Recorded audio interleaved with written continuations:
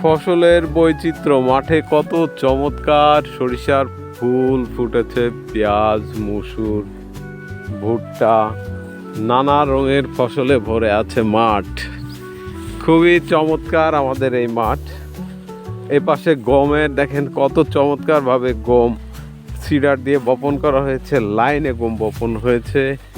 এই তো সুন্দর কৃষি, স্মার্ট এগ্রিকালচার।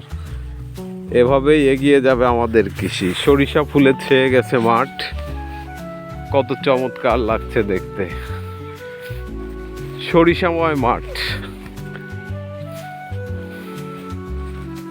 প্রচুর পরিমাণে এখানে সরিষার আবাদ হয়েছে। অন্যান্য ফসলও আছে মাঝে। এই যে সরিষায় ভরে যাবে এই মাঠ।